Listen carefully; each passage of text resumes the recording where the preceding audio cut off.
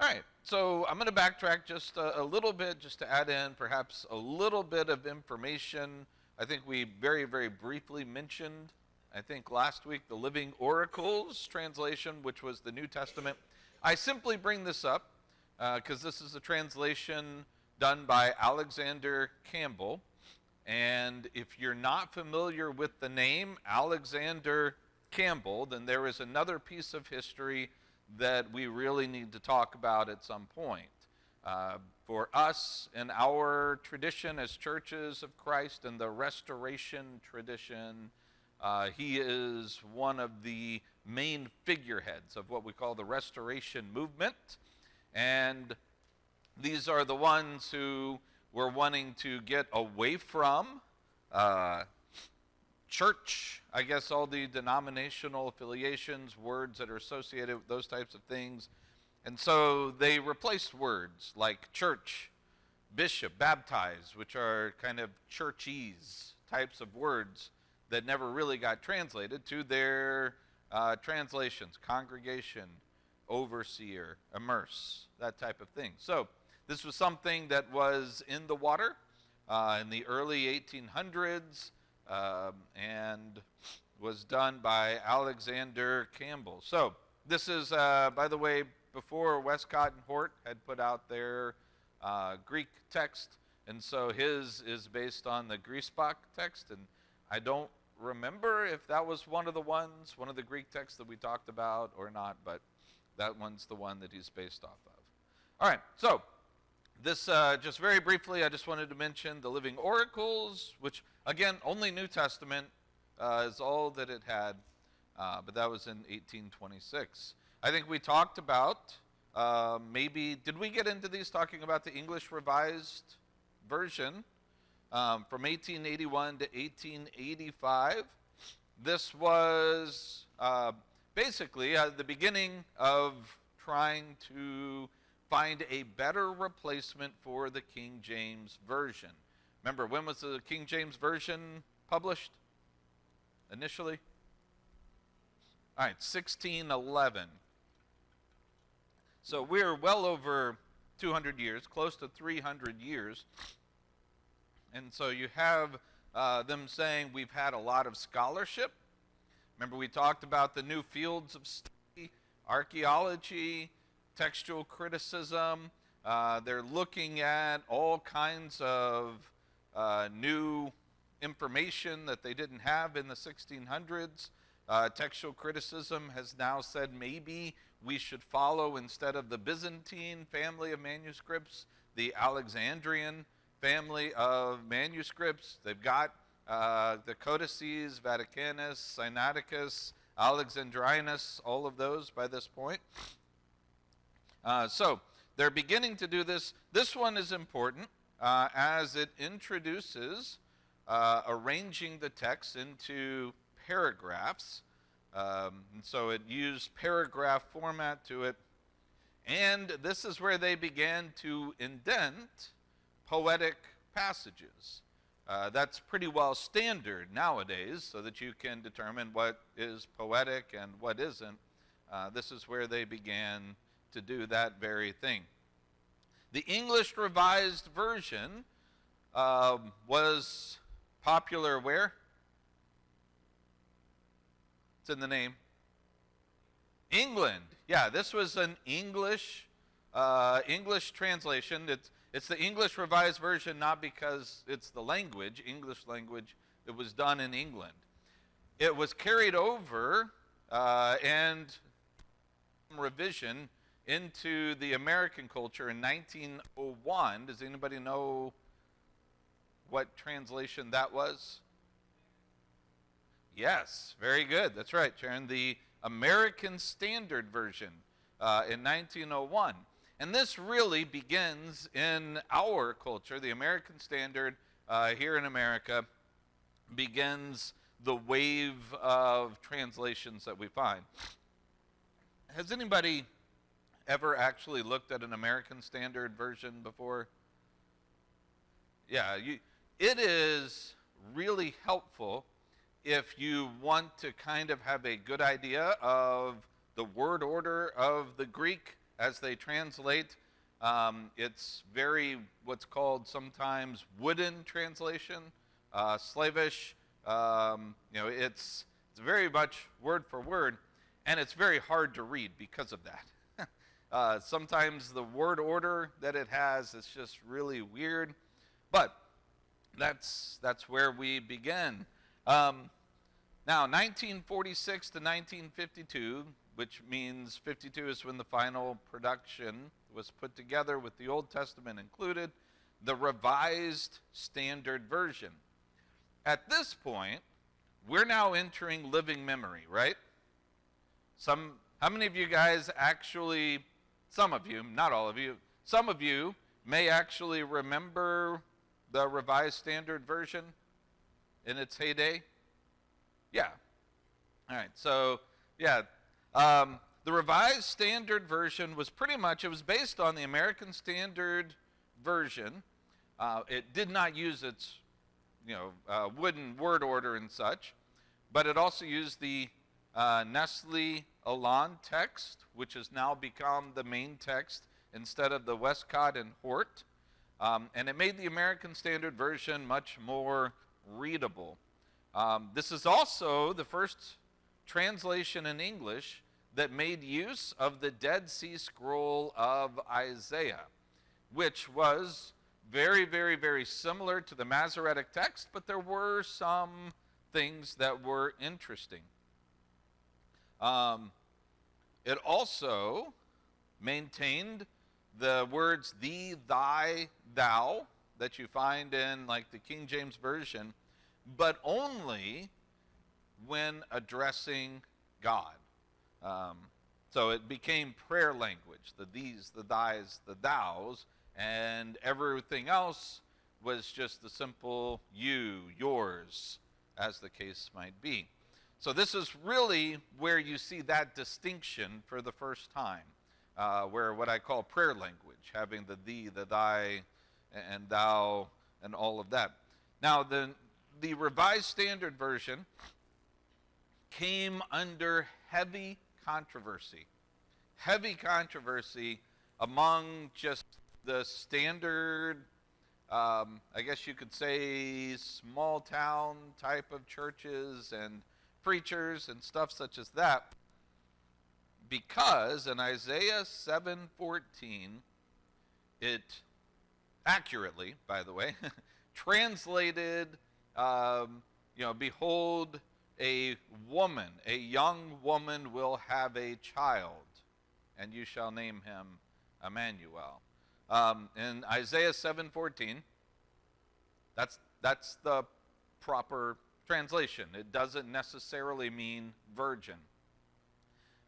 But this became a hornet's nest for them because everyone thought they were trying to attack the virgin birth in some way, and so they were trying to get away from that being a proper prophecy, and that's kind of a cloud that, especially in our circles, has really hung over not just the Revised Standard Version, but any translation since then that has used young woman instead of virgin there. And then you see the Revised 65 to 66, the Revised Standard Version Catholic edition comes out. By the way, I'm also adding these just abbreviations so that when you see these abbreviations out in the wild, you'll know what it's talking about in case they don't give the full name. They just have an abbreviation. This gives you an idea of what it is. All right, 1950 to 1960, the New World Translation came out. And what is the New World Translation?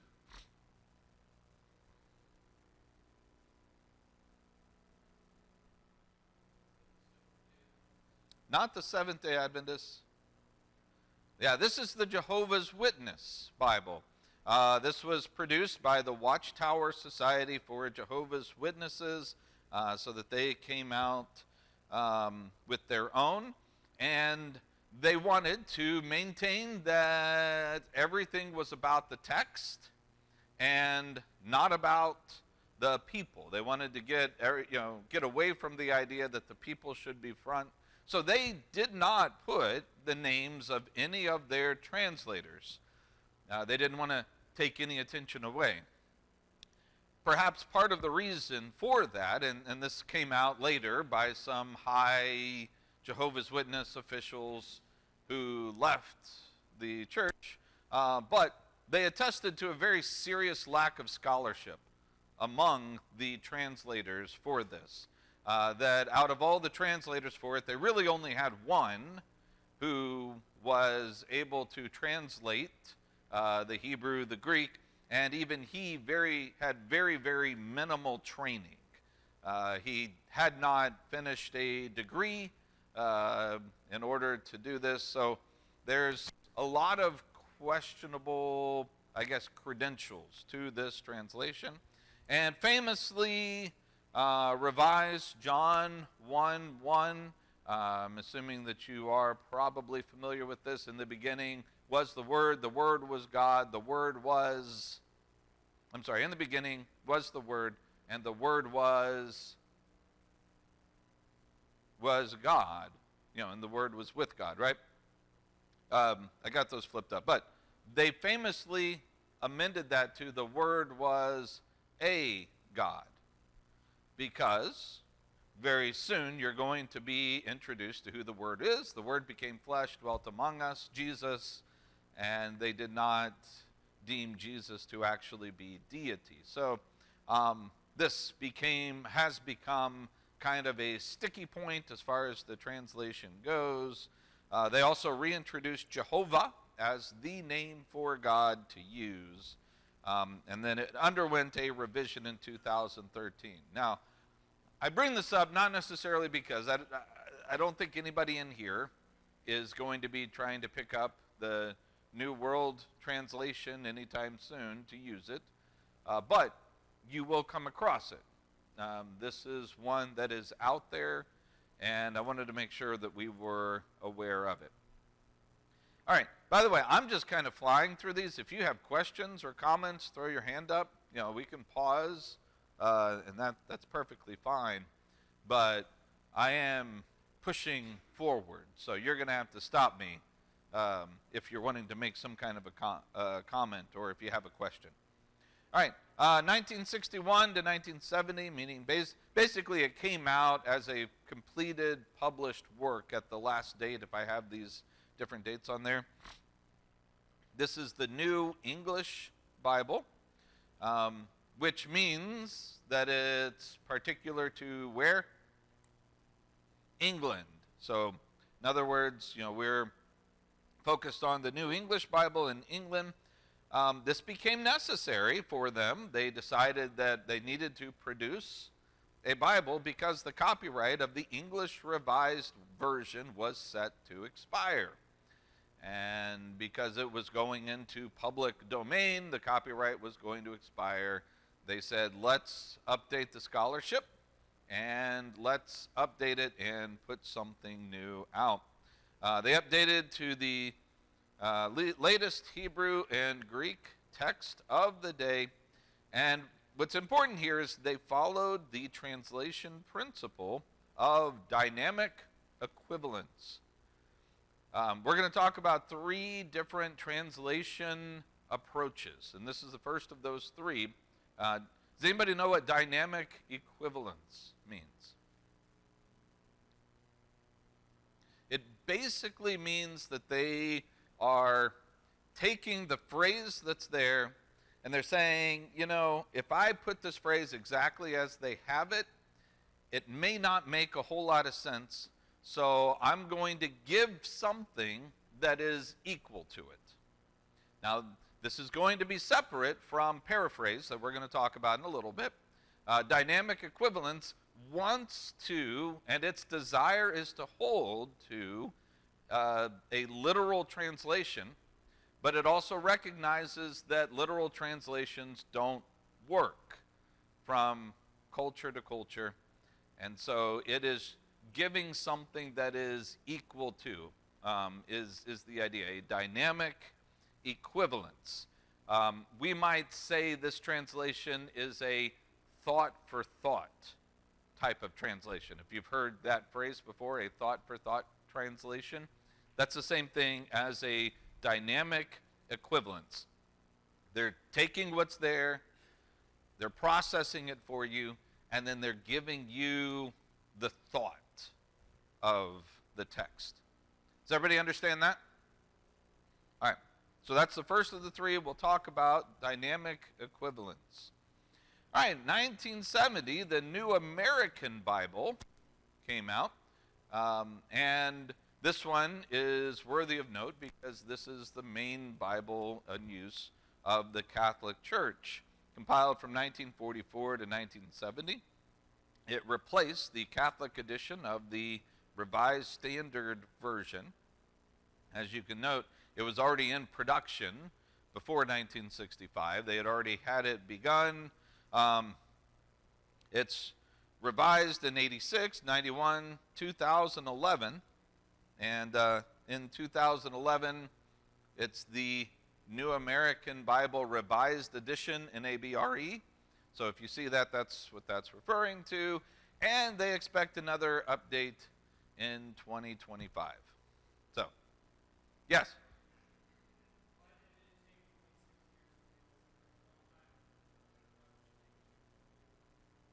Well, I think part of that is just the Catholic Church. You know, it's a process to get through everything that's involved with that. And this probably is referring to the very beginnings of the process, and it evolved, I think, over time, if I'm remembering correctly. So it's a good question. The question, for those of you who didn't hear, is why did it take so long from 1944 to 1970, 26 years? Why did it take so long for that when the other ones are much, much briefer? All right. So, 1963 to 1971, the New American Standard Bible.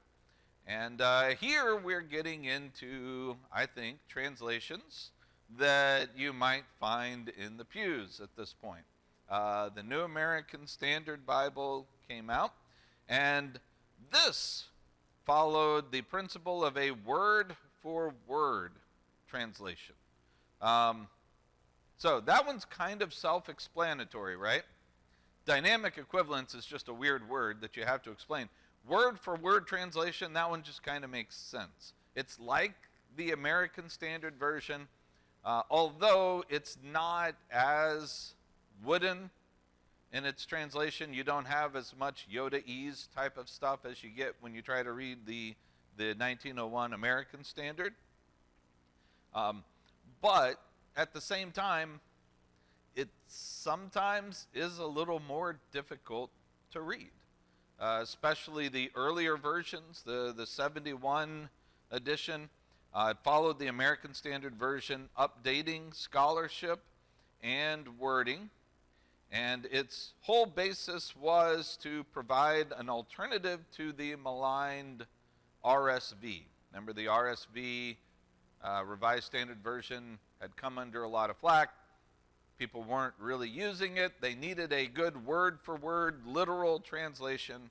And in actuality, my very first Bible that I purchased for myself was a New American Standard, non-updated edition. Used this for years until I finally decided I didn't like the non-updated edition. I wanted, it still had maintained all of the prayer language that the updated editions discarded. I found myself translating in prayers in the New American Standard Bible to get away from using these, thys, and thous, which just didn't fit in my preaching and such. And so eventually, I don't know when, probably around 2010 or so, this thing got retired as it is. But my very first Bible was not my very first Bible, that was a New King James. My very first Bible that I purchased for myself, study Bible, was a New American Standard Bible.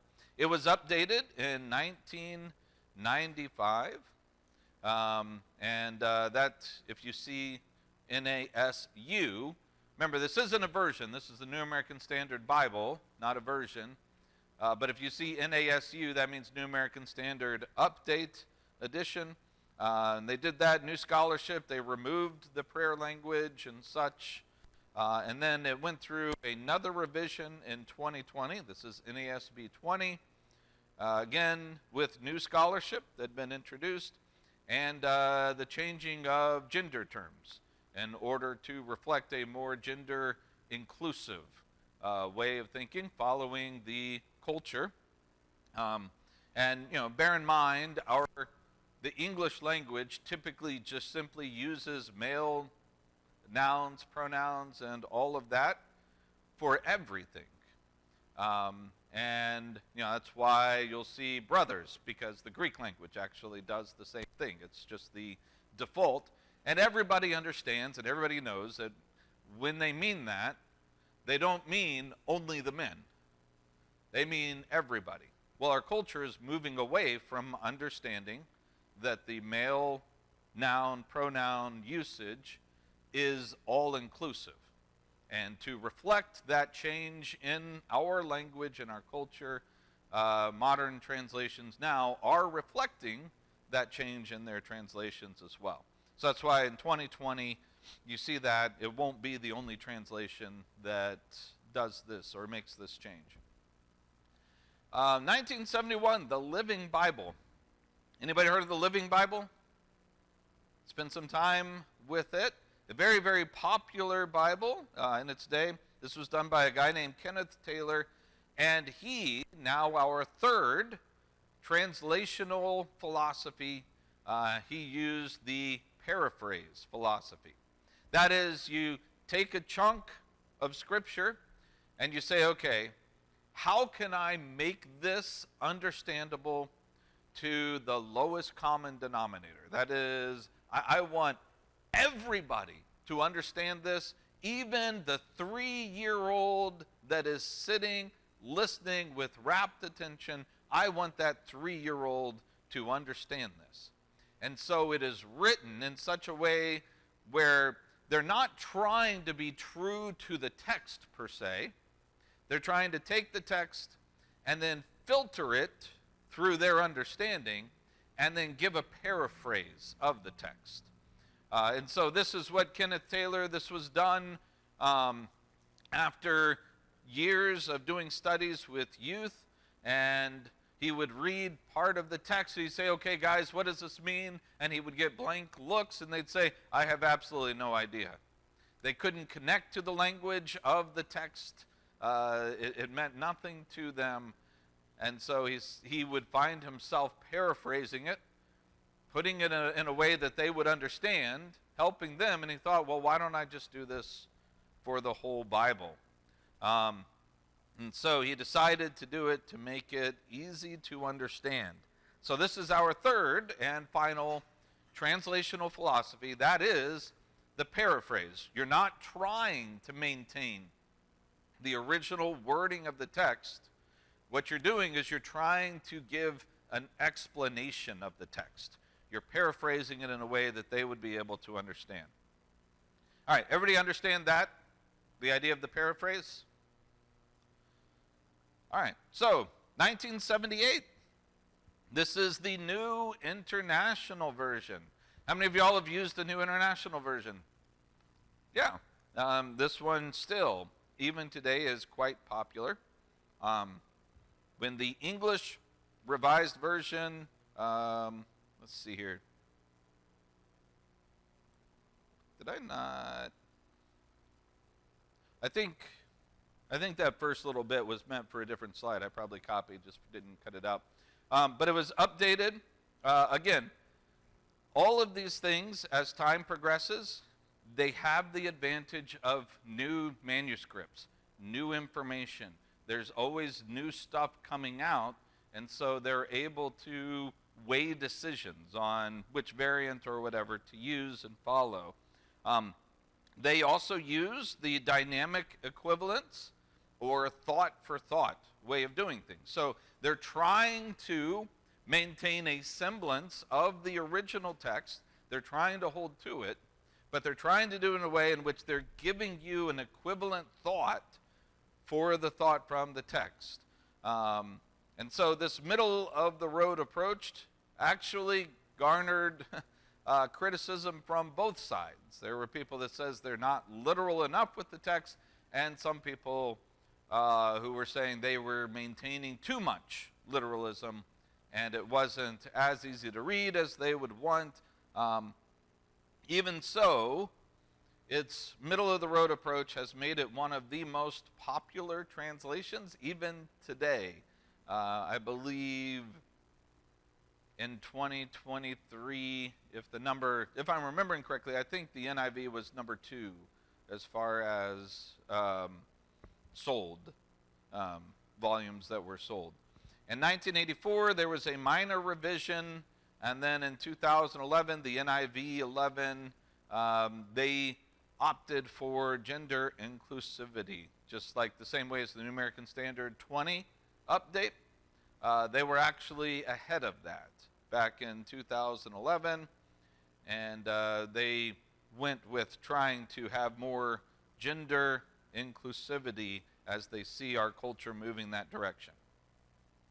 All right, 1982. We're getting into the 80s here, and a whole lot more people. This is living memory for you. 1982 is when the New King James Version, which I believe probably a number of preachers here used the New King James. I'm assuming that to be the case based on the number of New King James Pew Bibles that we have sitting around, that this has been kind of the predominant one that's been in use. It was proposed update to the King James Version, again based, just like the King James Version, on the majority text, not the Textus Receptus. There is a distinction between those, but it's based on the majority text, which again follows predominantly which family as far as textual variants are concerned? Try one more time. No, not Alexandrian. Yeah, the Byzantine. Yeah, the New King James, the majority text follows the Byzantine, and those were the later date texts, which, remember, the vast majority of texts are later and therefore follow the Byzantine model, and they, like the King James Version, are based on that, as opposed to the other translations which tend to follow what Dave first said, the Alexandrian text family, which has fewer numbers but is much older, and especially with some of the larger codices that are involved. Though criticized by the King James Version only crowd, it remains one of the most popular translations since publication. I believe in the top 5. This has been a mainstay for years. All right, in 1989, the New Revised Standard, the NRSV, came out. Again, they are advancing scholarship, have more information from the Revised Standard Version, which came out in the 50s, and there was continued work on the Dead Sea Scrolls that were used in this publication. In 1989, the New Revised Standard Version was the very first one to come out with language that was gender inclusive. Remember, it wasn't until the 2011 update for the NIV, the 2020 update for the New American Standard Bible. The New Revised Standard Version in 1989 was ahead of that curve, and they were maligned for that. A lot of people in 1989 thought that's a really bad idea, that they were trying to change the Bible in some way, shape, or form. Though accepted by Protestants and Catholics, the Orthodox Church in America decided that you would not find an NRSV in any of their chapels or places of worship. They rejected it. It was revised in 2021, and that's the NRSV, and then the UE is lowercase for update edition. And they updated textual notes and the style. Yeah, Kevin?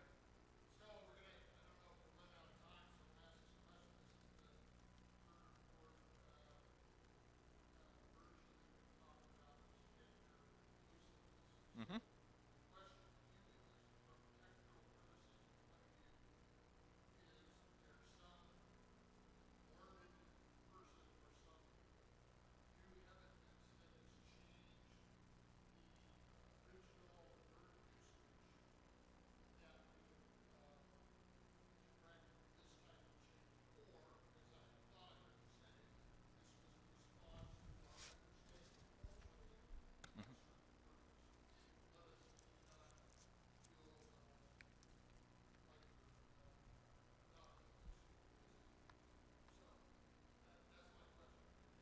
Yeah, uh, Kevin's question, is there anything textually, going back to the Greek or the Hebrew, that have they found something new that's led them to kind of change the way that they are using the genders, or is this a matter of our own culture? Is that a fair assessment of your question? Okay. All right. Paraphrase. Yes, that's right. Very good. Yes. No, the English language, as the English language has been a language that the male pronouns are used for, can be used for all pronouns unless you have a female specific reason. So the default or general pronoun that you would use for a group of people would be a male pronoun. I would come in here and I would say, hey, welcome, brothers. I'm glad you're here. And generally speaking, women would not feel left out because that's the way the English language works or has. Until probably about, well, after post-feminist movement and moving forward, in which our culture has now shifted, the English language has shifted to where brothers doesn't always necessarily include the female. And so the way our language is shifting and it's moving is you need to be specific. Hey, brothers and sisters. You know, brethren, you might have women who are saying, why am I not included in this? It's because of an evolving, remember, languages evolve. Languages are not static, they are dynamic. They evolve over time with usage, and our language is evolving to the point to where you have to specify men and women. I don't think it's fully there yet, but that's the direction that it's heading, and you'll even see this.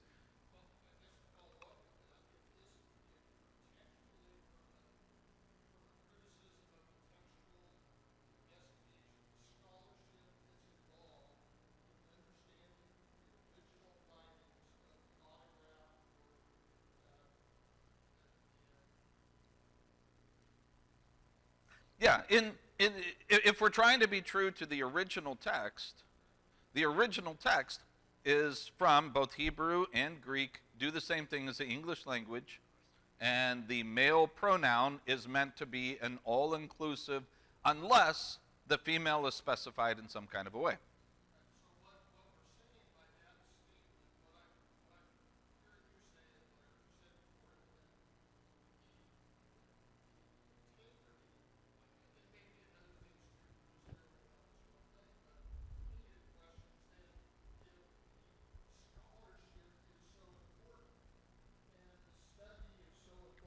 Gained all this great knowledge, and the result is that we're going to water it down so that it fits the culture, then we're not really, it seems to be not being true to the historical document that we're supposedly, our scholarship is teaching us what it is. We're going back and saying, what did it say?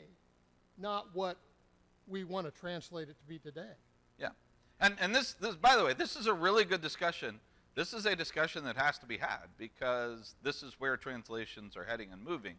To answer that, I would say that's a solid argument against it. And I believe that's the argumentation of like the ESV, that did not follow that pattern when they came out, and I don't think they've updated to the gender inclusive. I don't think yet. But at the same time, the goal is translation. And when you're translating, you're bringing the one language into another language. And that means that you bring the idioms of one language and you amend them to another. And therefore, if we are bringing it into a language that does not have a male-based dominant pronoun, then the most important thing is to make it understandable in the language you're bringing it into. And if that language, if you bring it into a language full of people who, when they hear brethren, they believe that women are being excluded, then you need to translate that brothers and sisters. I mean, that has to be the way to do it in order to correctly bring it into the language that's being done. That's not taking away from the text itself. That's simply bringing it into. Now, you can have all kinds of discussions about whether or not the English language is actually going that path. Should it be done with the English language? But if we had any other language out there that from its beginning separated out male and female, then maintaining only the male would give the wrong impression for it.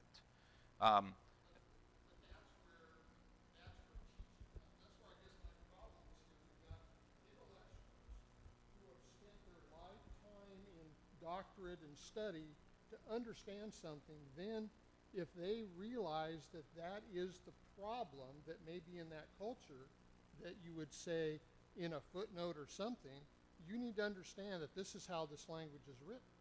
It seems like that's the intellectual, at least I'm pondering what that all means, because if I can take this very simple thing and I can decide that I'm going to make it work in the culture to get across the message, then I have to say, whoa, wait a minute.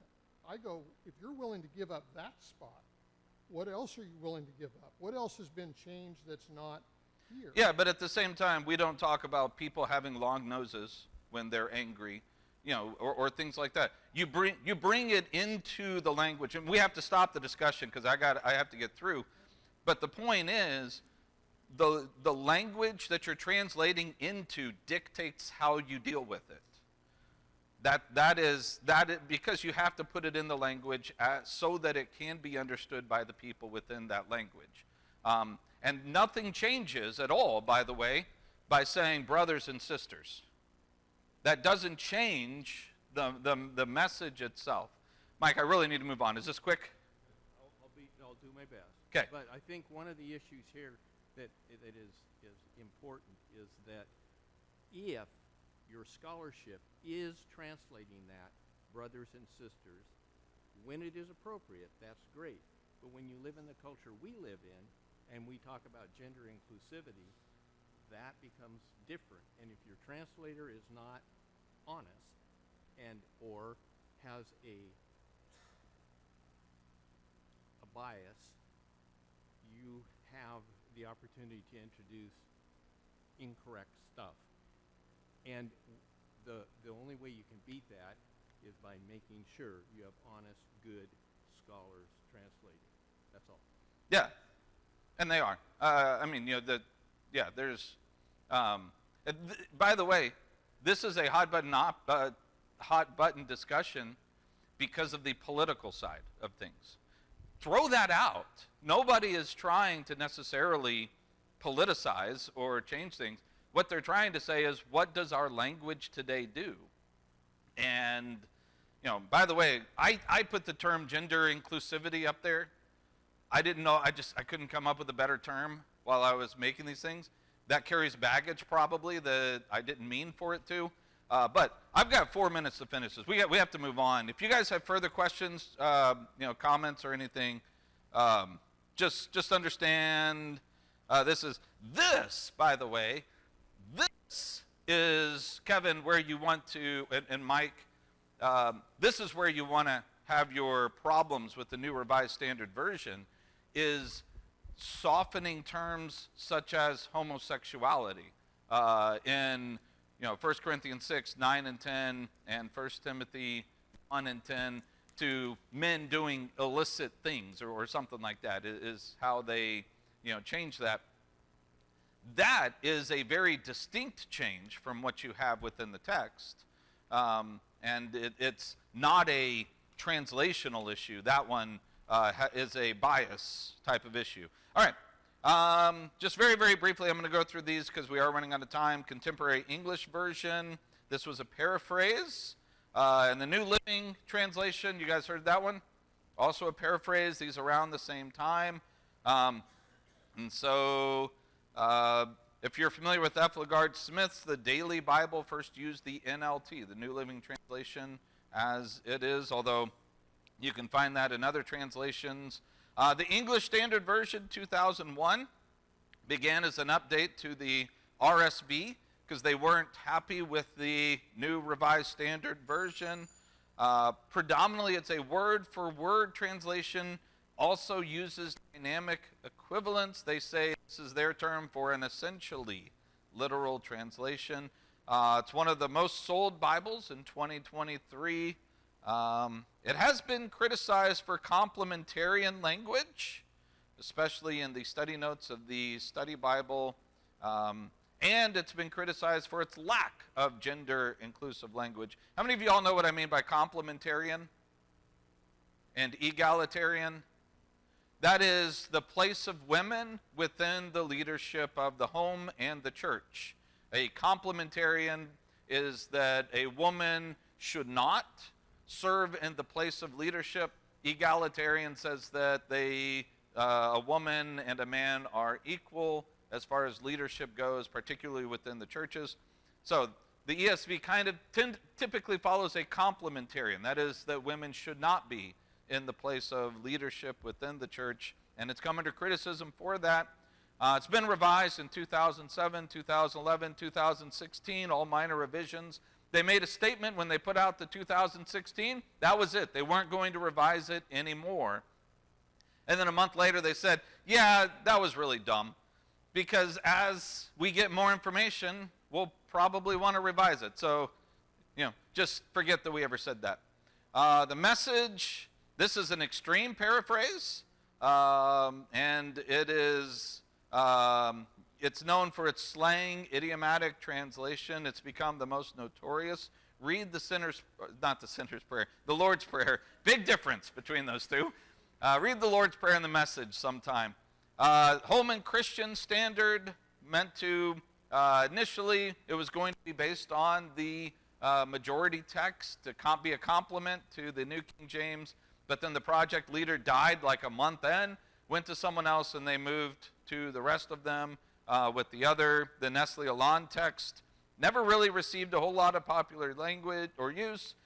78 times it used the word Yahweh instead of Lord. 2010 increased that to 495 times. New English Translation, I'm not even going to tell you necessarily about it, except for the fact that the marginal notes, the study notes, are unbelievably helpful. You buy it, just get it digitally or buy it or whatever. Don't even care about the text. Use it for the notes because the notes are that good. It is, anyway. The Christian Standard Bible, which is the one that I've been toying with here, 2017. It's basically a revision. Reverted the use of Yahweh back to Lord in all capitals. And they use what they called an optimal equivalence translation, balancing dynamic and word for word. Here is the chart that I was wanting to get to, and I'm sure all of you can read that really well. You can find one of these very easily on the internet. What this does, if you just say translational philosophies chart, this will put in here for you where all of these different translations, obviously we didn't talk about all of them, but where they fit up here on this chart. You have people over here on this side, on the left, that are very, very literal, word-for-word types of translations. And an interlinear is about as far as you can get. That's where you have the Greek and then the English word underneath each Greek word. And then as far as you can get in the paraphrase size is the message, which I don't even want to call it the Message Bible. It's not the Message Bible. But what you have to decide for yourself is this: which one of these philosophies makes the most sense for me?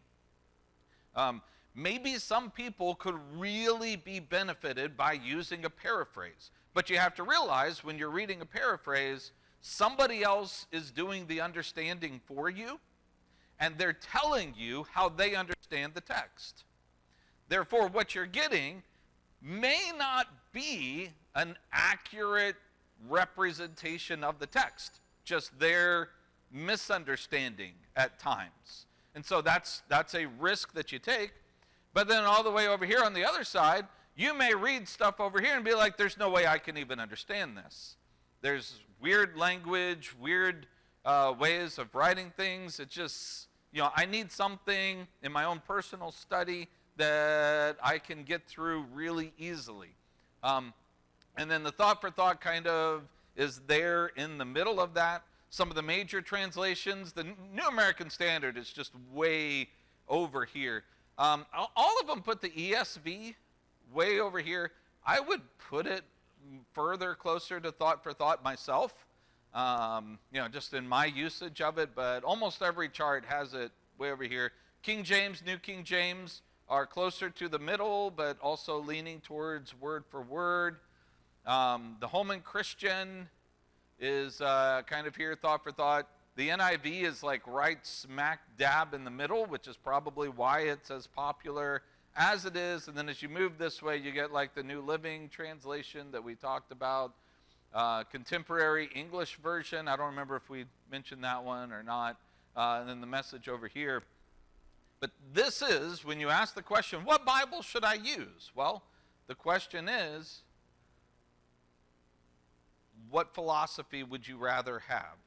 Somebody who's telling you what it is, what the understanding is, someone who kind of helps you understand what it is, or someone who drops it on you and says, figure it out for yourself. Those are the three basic things. And then once you know kind of what you're thinking, what you would want, then you can begin to look at the translations and find one that makes the most sense. And by the way, if you're really into study, use something from all of these. Have 4 or 5 Bibles that you use, that you compare against and contrast against, and say, well, how do they treat it? How are they different? Why are they different? Ask all of those questions, and that will help you to understand the text just that much better. All right, I would say any questions, but I'm 4 minutes over time. But I finished up. I feel good about that. It's been a great class, guys. I really appreciate it. Appreciated all of the participation, and I hope it was valuable. And if you guys wanted to talk any more about any of this with me, I would love to have those discussions. All right. Thanks, guys. We'll take a quick break.